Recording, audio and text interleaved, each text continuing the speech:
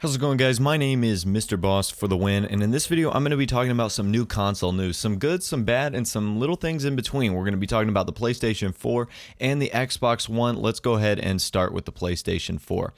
Alright, so the news on the Sony camp is that PlayStation 4 will support PlayStation 3 wireless headsets, according to Sony official.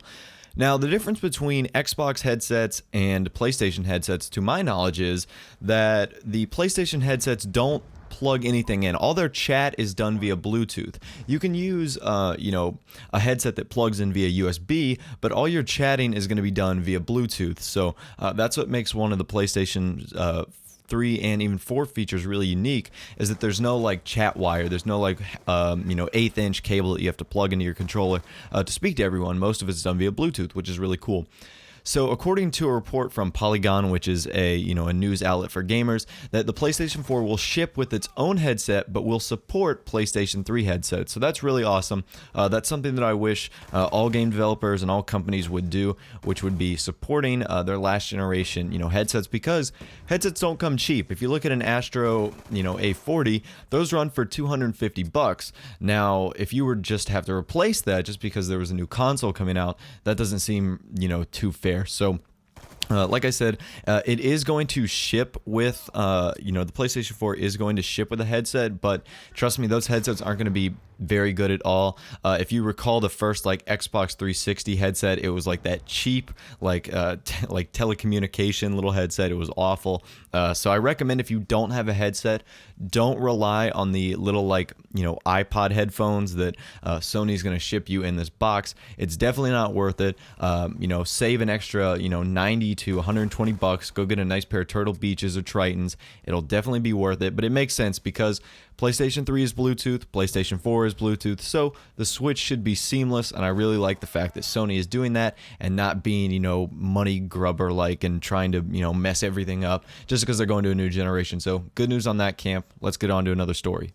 Alright, so over the past 10 days, there have been these giant Steam sales going on for the PC, the Steam summer sales, and they have been amazing. And you've been able to get 75, 50% off games like Fallout New Vegas, Fallout 3, Far Cry 3. These aren't games that you got 5 years ago. These are Far Cry 3 that came out in November or whenever it came out. So a really great array of games.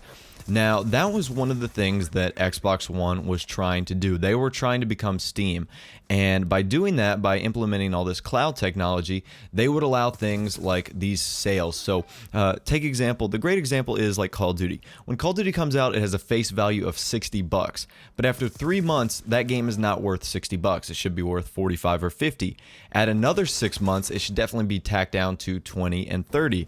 Instead of being 60, which is what GameStop and other, distributor outlets are going to charge you. So it doesn't seem fair to charge full price for a game that has definitely lost over 50% of its value. That's what Xbox was trying to do, and that's what Microsoft was trying to do with their cloud technologies. But if you recall, a few weeks ago, they removed all of those features when they basically stripped all of their DRM and cloud processing technology because of such the bad rep that it got, from E3 coverage to their little Microsoft event it got.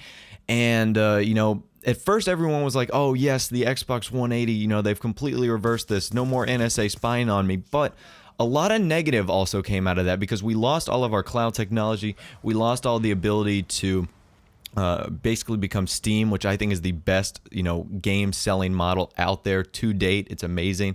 I wish every console platform had it.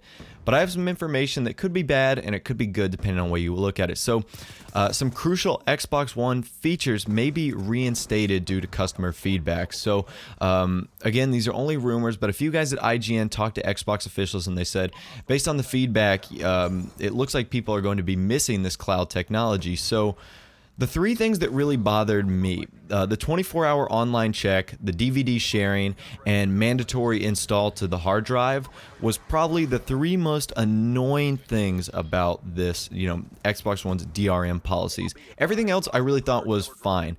And, because of that, I would really have loved to take advantage of the, Steam sales-esque, if you could see my, air quotes. So What I'm hoping they do is, if they do happen to reinstate all these processes, I hope we're able to take advantage of the cloud technology, and I hope they change it up a little bit. Obviously I don't want to have to install my game to my hard drive. That's dumb.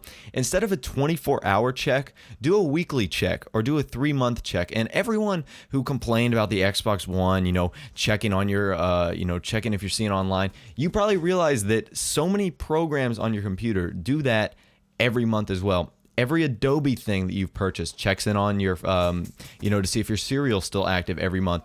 Every Microsoft, Word, PowerPoint, etc., does that every week to make sure your serial is still active. So this isn't anything new. This isn't like devil old Microsoft who decided, hey, it'd be a great idea to, screw some people over by checking them every 24 hours. Although I completely disagree with that. I hope they move it to a week or a month.